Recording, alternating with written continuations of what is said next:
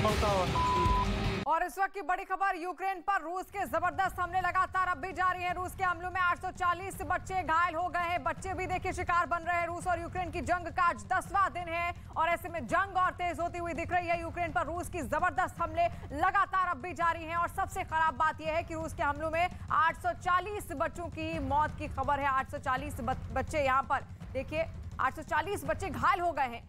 बड़ी खबर इस वक्त की हम आपको दे रहे हैं और आज 10वां दिन हो चला है, 9 दिन बीत चुके हैं, लेकिन सोचिए कितनी तबाही वहां पर देखने को मिली। इस बीच हर कुछ सब कुछ तबाह करने पर तुला हुआ है रूस और ऐसे में 840 बच्चे घायल भी हो गए हैं। और सोचिए कितने बच्चे ऐसे होंगे जिनकी काउंटिंग्स तो नहीं होंगी लेकिन वो मरे भी होंगे, क्योंकि वहां पर हर क्षेत्र पर हर इलाके पर अब रूस का कब्जा धीरे धीरे रूस का दबदबा बढ़ता जा रहा है। वो वहां पर खौफ पैदा करने की कोशिश में है, तबाही मचाने की पूरी कोशिश है, पूरी फिराक में है रूस और ऐसे में 840 बच्चे वहां पर घायल हो गए हैं। 10वां दिन आज है। रूस और यूक्रेन की जंग लगातार और महायुद्ध में तब्दील होती जा रही है, बढ़ती जा रही है। जंग कम थमने का नाम नहीं ले रही है। ना रूस मानने को तैयार है और ना ही यूक्रेन मानने को तैयार है। और तो और पुतिन ने साफ कह दिया है कि उसकी सारी शर्तें यूक्रेन को माननी ही होंगी किसी भी हालत में। और साथ साथ रूस के यूक्रेन पर हमला बोलने के बाद हर तरफ आंखें नम है। रूस यूक्रेन जंग का आज 10वां दिन है और जंग के बीच मानवता की तस्वीर वायरल हो रही है, जिसमें यूक्रेनी सेना के एक जवान ने एक नवजात बच्चे को बचाया।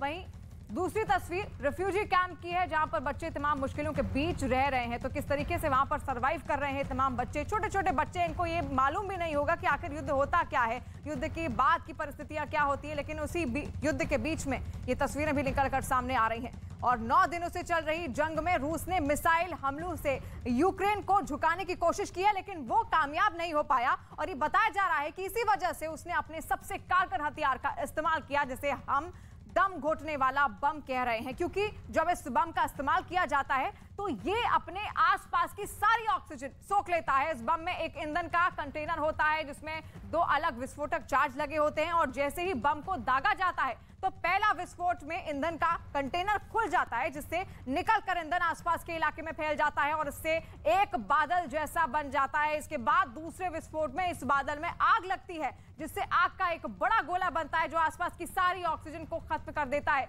यानी जिस इलाके में इस बम का इस्तेमाल किया जाता है वहां ये लोगों का दम घोट देता है, जबकि इससे हुआ विस्फोट हमले की जगह को पूरी तरह से तबाह कर देता है और उस जगह जिंदगी का नामो निशान तक नहीं बचता। इसीलिए इसको दम घोटू बम भी कहा जाता है। और यूक्रेन में रूस के हमले के बाद बड़ी संख्या में शरणार्थी अपनी जान बचाकर पोलैंड पहुंच रहे हैं। पोलैंड में बने रिफ्यूजी सेंटर में यूक्रेन से अब तक लाखों लोग वहां पर पहुंच चुके हैं, जिसमें भारत सहित दूसरे देश के लोग भी शामिल हैं। और पोलैंड बॉर्डर पर बने रिफ्यूजी सेंटर का न्यूज 18 की टीम ने जायजा लिया। इस वक्त हम पोलैंड के बॉर्डर में, मतलब पोलैंड बॉर्डर के बिल्कुल पास एक रेफ्यूजी सेंटर बनाया गया है। यहाँ पर बड़ी संख्या में यूक्रेनियंस, मतलब जिनकी नेशनैलिटीज़ अलग अलग हैं, बड़ी संख्या में, देखिए हज़ारों की संख्या में, जब से युद्ध शुरू हुआ है तब से लेकर अब तक शायद लाखों लोगों की, यूएन की तरफ से भी फिगर्स हैं, 1 मिलियन से ज़्यादा लोग, बच्चे बूढ़े, हर तरह के लोग जो है ये इस रेफ्यूजी सेंटर्स में, देखिए आप जहाँ तक नज़र जा रही है वहाँ तक लोग हैं। इसमें अक्रॉस नेशनैलिटीज़, अलग अलग नेशनैलिटीज़ के अलग अलग देशों के लोग यहाँ पर हैं, जो इस युद्ध की वजह से घर बार छोड़कर, सब कुछ छोड़ छाड़ कर यहाँ पर आने को मजबूर हुए हैं। अरेंजमेंट पूरी की गई है।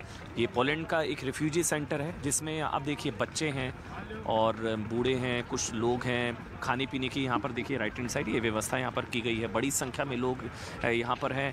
वैसे आपको बता दें ये पोलैंड के लिए थोड़ा नया है, क्योंकि पोलैंड के सांसद डोमिनिक टार्जीस्की से जब सवाल पूछा गया था शरणार्थियों को शरण देने को लेकर, तब उन्होंने कहा था कि जब उनसे पूछा गया कि कितने शरणार्थियों को आपने शरण दी इससे पहले, क्योंकि ये शरणार्थियों को शरण देने के खिलाफ अब तक पोलैंड रहा है, खासकर अवैध मुस्लिम शरणार्थियों के बारे में जब उनसे पूछा गया तो उन्होंने कहा था कि एक को भी हमने शरण नहीं दी थी। लेकिन अब देखिए मानवता का ये चेहरा जो पोलैंड इस वक्त दिखा रहा है, क्योंकि पोलैंड से सटा हुआ बॉर्डर यूक्रेन का, और यहाँ पोलैंड में बड़ी संख्या में जो लोग हैं वो अब शरण यहाँ पर दे रहा है, क्योंकि ये इस वक्त दुनिया पर संकट वाले हालात हैं।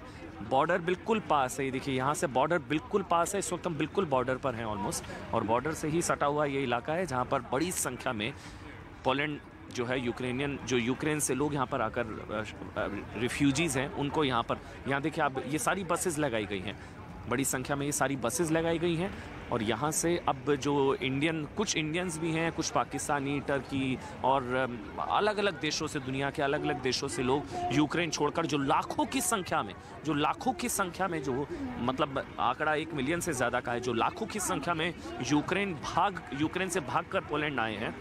आप देखिए बड़ी संख्या में यहाँ पर खाने पीने का अरेंजमेंट सबके लिए किया गया है, लेकिन ये पोलैंड के लिए सबसे बड़ी चीज़ है, क्योंकि पोलैंड जो अब तक जो है वो पूरी तरह से एक चीज़ रही है पोलैंड की, कि जब उससे पहले सवाल पूछा जाता था वो शरणार्थियों के पूरी तरह से खिलाफ रहा। पोलैंड ये भी कहता था कि एक भी आतंकी हमला नहीं हुआ क्योंकि मैंने एक भी मुस्लिम अवैध शरणार्थियों को शरण नहीं दी। लेकिन इस वक्त जब ये संकट, युद्ध जैसे हालात रूस और यूक्रेन के बीच, यहाँ पर बड़ी संख्या में मानवता का चेहरा पोलैंड दिखाता हुआ नजर आ रहा है।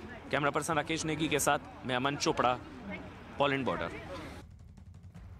तस्वीरें देखिए आपने किस तरीके से पोलैंड इस वक्त तमाम शरणार्थियों को अलग अलग, खासतौर पर यूक्रेन से सबसे ज्यादा लोग वहां पर पहुंच रहे हैं। और रूस ने ड्रोन हमले से यूक्रेन की एक पोस्ट को उड़ाने का वीडियो भी जारी किया है। यह हमला डोनेट्स्क शहर के यूक्रेन के सैनिकों को निशाना बनाकर किया गया है। इसकी तस्वीरें भी हम आपको दिखाएंगे।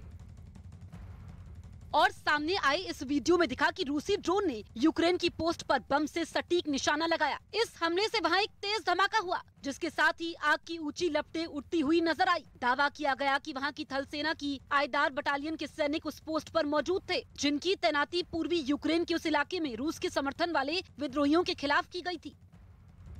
और यूक्रेन के साथ जारी जंग के बीच रूस ने फेसबुक और ट्विटर को देश में ब्लॉक कर दिया है। रूस ने आरोप लगाया है कि सोशल मीडिया प्लेटफॉर्म रूस की मीडिया कंपनियों के साथ भेदभावपूर्ण व्यवहार कर रहा है, रवैया अपना रहा है। और साथ ही रूस सरकार ने सेना को लेकर फर्जी खबर फैलाने वालों पर सख्त कार्रवाई का मन भी बनाया है। और इससे जुड़े एक आपराधिक कानून पर पुतिन ने हस्ताक्षर तक कर दिए हैं, जिसके तहत 15 साल तक की कैद हो सकती है। यानी कि फेसबुक पर भी देखिए अब नाराज हो चला है यहाँ पर रूस, और ऐसे में उसने ट्विटर और फेसबुक की ट्विटर और फेसबुक पर प्रतिबंध अपने यहाँ पर लगा दिया है। और इस बीच यूक्रेन जंग से जुड़ी एक और बहुत बड़ी खबर निकलकर सामने आ रही है। तुर्की ने रूस के लिए अपनी एयर स्पेस बंद करने से मना कर दिया है। इससे पहले अमेरिका समेत कई यूरोपीय देश रूस के विमानों के लिए एयर स्पेस बंद कर चुके हैं, लेकिन तुर्की के विदेश मंत्री ने साफ कर दिया है कि वो अपनी एयर स्पेस रूस के लिए बंद नहीं करेंगे। इससे पहले रूस ने अमेरिका और यूरोप पर पलटवार करते हुए 36 देशों के लिए अपनी एयर स्पेस बंद कर दी है। तमाम ऐसे देश है जो लगातार रूस के लिए एयर स्पेस बंद कर रहे हैं, लेकिन तुर्की ने यहाँ पर साफ मना कर दिया है। इस वक्त की बड़ी खबर आप देख रहे हैं, उसने साफ कह दिया है कि हम अपनी एयर स्पेस रूस के लिए बंद नहीं करेंगे। और साथ साथ यूक्रेन की सेना ने रूस को रोकने के लिए गुरिल्ला वॉर शुरू कर दिया है। यूक्रेन में शुरू हो चुके गुरिल्ला वॉर के इस वीडियो को देखिए। ये यूक्रेन के इरपिन का वीडियो है। सड़क पर रूस का टैंक आग की लपटों में घिरा नजर आ रहा है और यूक्रेन के सैनिक टैंकों को घेरे हुए खड़े हैं। अब इस तस्वीर को देखिए।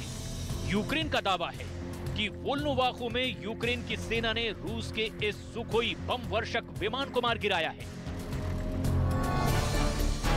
यूक्रेन रक्षा मंत्रालय के मुताबिक इस विमान को तब निशाना बनाया गया जब ये शहर में नागरिक इलाकों को निशाना बना रहा था, लेकिन ऐन वक्त पर ये यूक्रेन की सेना के निशाने पर आ गया। जो लड़ाकू विमान कुछ पल पहले ही यूक्रेन में तबाही मचा रहा था, वो खुद तबाह हो गया और आसमान से यूक्रेन की धरती पर आ गया। यूक्रेन से सामने आ रही इन तस्वीरों से पुतिन का गुस्सा 7वें आसमान पर पहुंच चुका है। पुतिन के गुस्से को देखकर उनकी रेड आर्मी ने भी यूक्रेन में हमले अब और तेज कर दिए हैं।